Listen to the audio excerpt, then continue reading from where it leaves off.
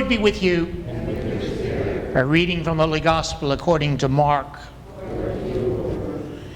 Jesus and his disciples set out for the villages of Caesarea Philippi.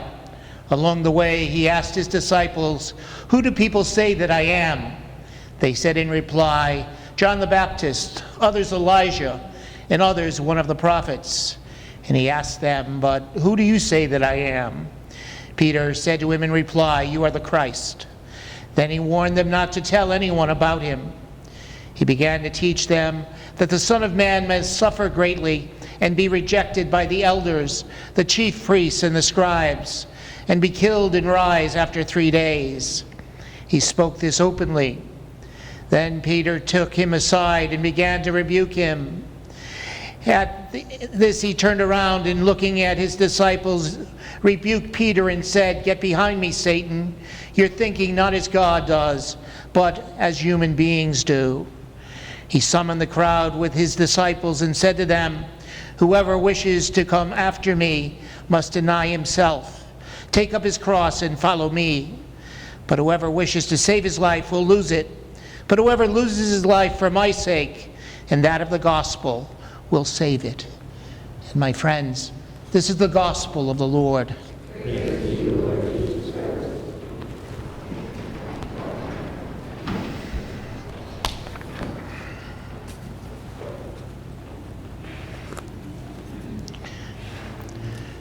You're probably saying, Ryan doesn't usually have notes, and today he seems to have a lot of notes, so it's going to be a long homily.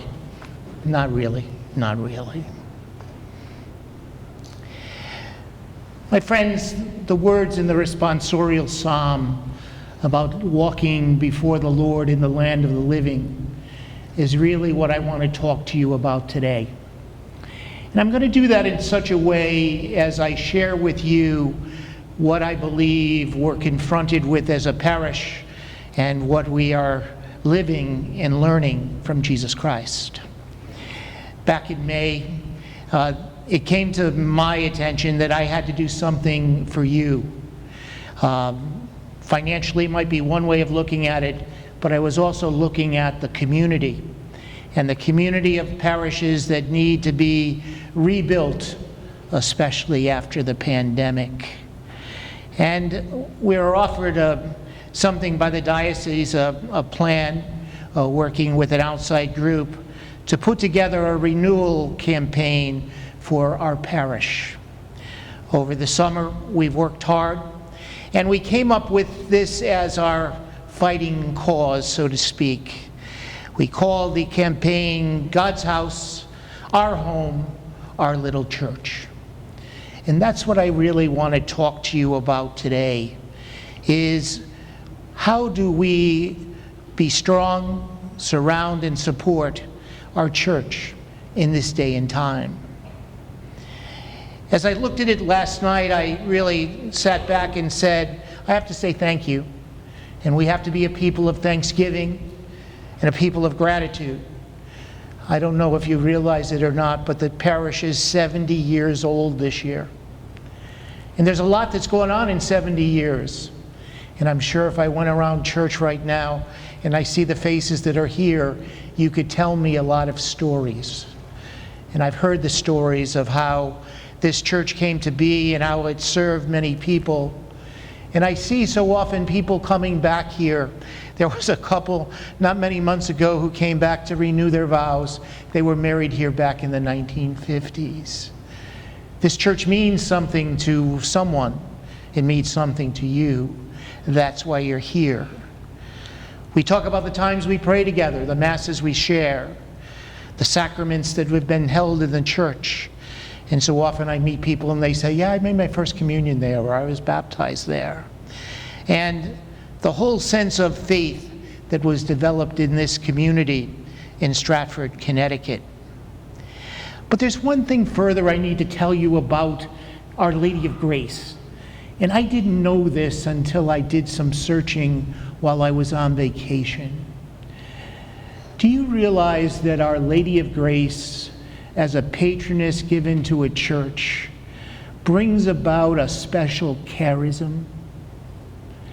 Throughout the world, churches that bear the name Our Lady of Grace have always been seen as a safe place, a safe haven, a place where you can come when you were in need of the Lord, for Jesus would come through with his grace from his mother. And I started to think and pray about that back in July. And then one morning I was over here and I read that some of those lines from our healing book of prayer. Folks, it's true. If you come up here and start to read the pages of that book, and there's thousands upon thousands of petitions. The one on Friday was a woman praying for her husband who had died many years ago. And she said, "Happy birthday in heaven." It's a place where people come, people that come to pray, to be healed, and to be given strength to move on. And that's why this church is important. And that's why one of the reasons we need to support it. So let's talk a little bit about Our Lady of Grace. It's a place that has served many, many people in many different ways.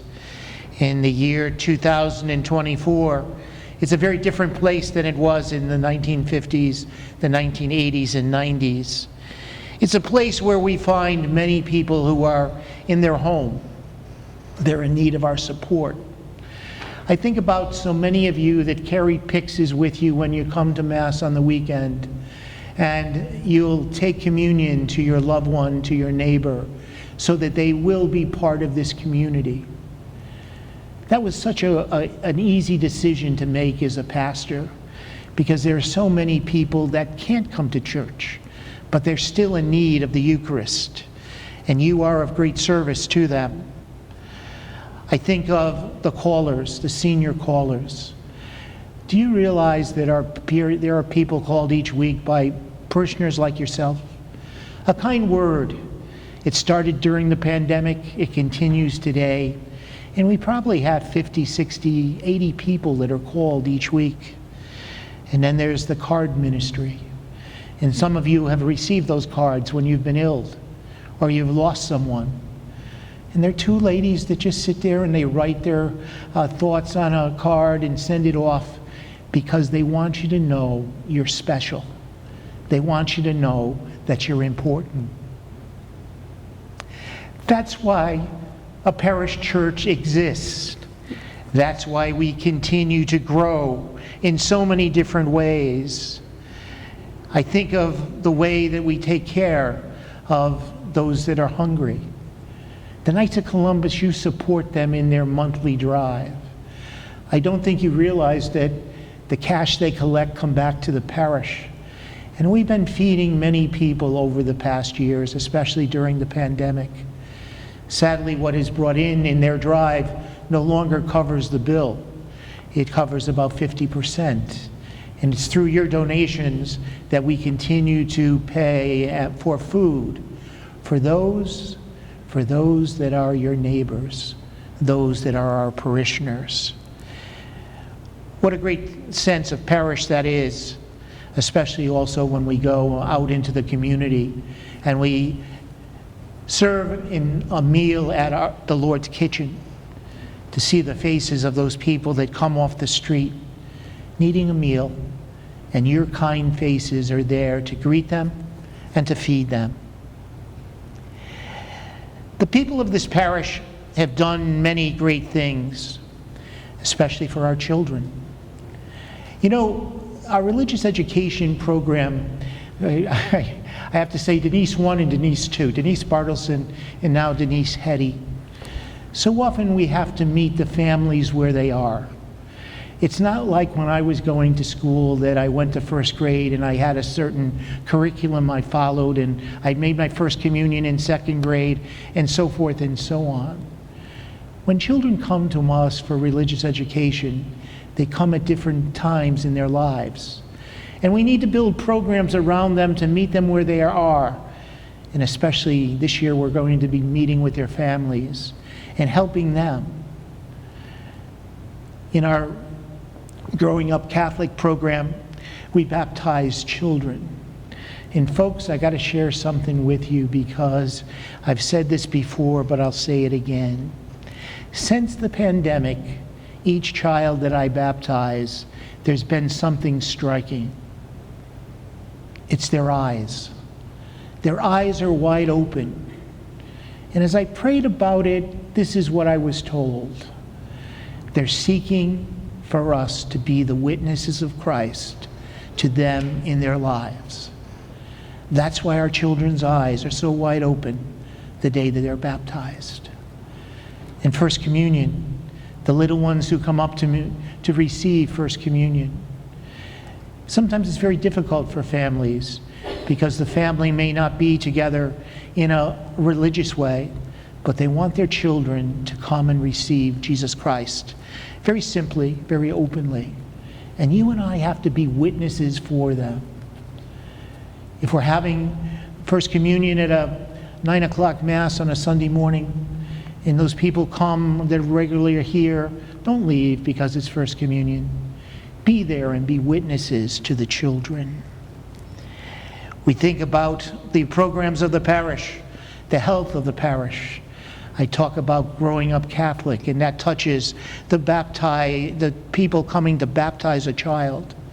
And so often those blended families today are very difficult, very different from the family I grew up in. And then we have our bereavement program. And that's a very large program because we care for more than 60 people a year as they pass from this life to the next. But why is it difficult? It's because families don't stay in Stratford. We're dealing with people from Colorado, people from California or Florida. They moved away from mom and dad, and now mom passes. And how do you arrange a funeral, and how do you care for that family? And we spend hours preparing that liturgy and making sure that the family is involved. The family is praying with each other and with us as we raise up mom or dad or whoever the loved one is and put them in the hands of Jesus Christ. Just like on the back wall where Jesus is the risen Lord, his hands are wide open to receive these people.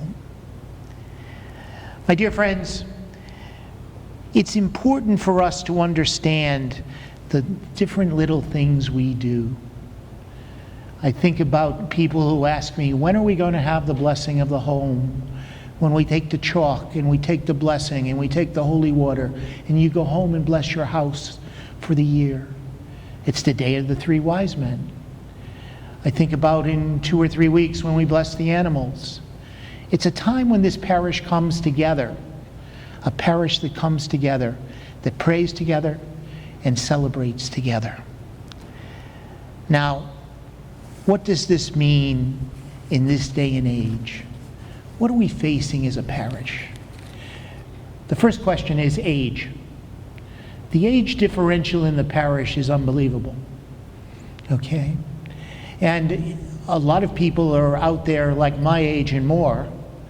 Okay? And as we are taking care of them, needs change. That's why we continue to have the Mass on video. People are watching us. It says almost 300 people a week watch that Mass. So I can't give it up. I need to have it for those people that are at home. Their younger families need to be here, and we have to be welcoming. But that can only happen when you and I realize that we all have a mission, a ministry, and a life in this parish. So often I say to you, I need people for a committee. I need people for the Oktoberfest coming up. Haven't heard from anybody yet. That's where I need to go out and say to you, will you join me? Will you help me? Will you be on the committee? Will you give me a few hours of time? I can't allow you to sit there anymore. I need to build up this community, and the community needs you. That's number one. So don't be shocked when you see me say, come, just like the Lord. Come, follow me. I think we also have to realize that the face of Stratford is changing. The people that are living on your streets and in your neighborhoods may not be the people of 1990 or 1950 in this parish. The face has changed.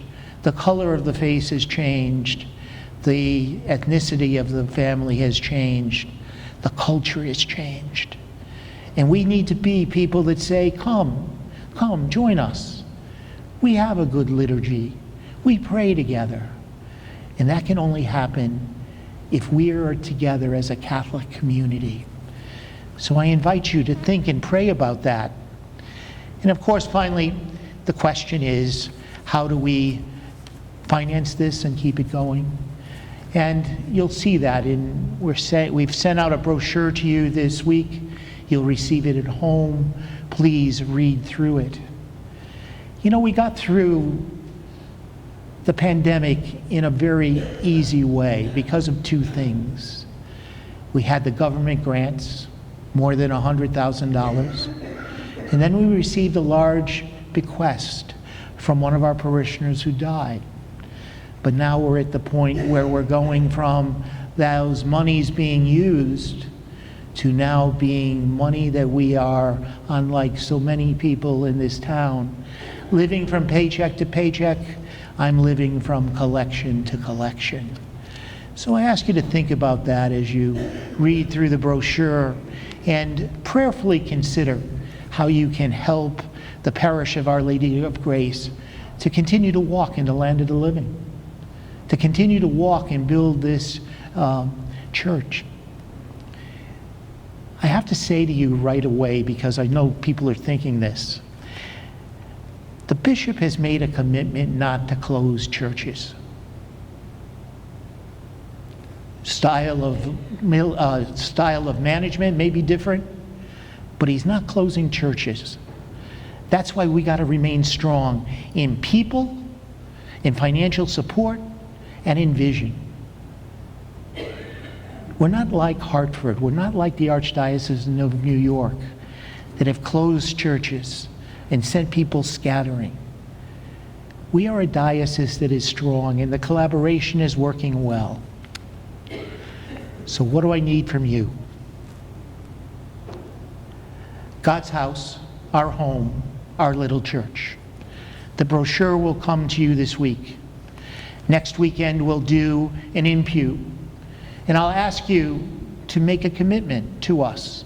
And you'll see on the brochure, on the commitment card, there are ways that you can say to me, here's what I can do for you. Do it. The reality is that we need to go back to the reality of what I said about the charism of Our Lady of Grace. Our Lady of Grace needs to be here because there's a place for comfort, there's a place for challenge, there's a place for healing. And that's what this parish is all about. I hope that these words are of some comfort. I hope that these words are a challenge. And most importantly, I pray and ask you to pray with me that we accept the challenge, that we'll walk with the Lord in the land of the living, and we'll begin right now. May the peace of Christ be with you this day.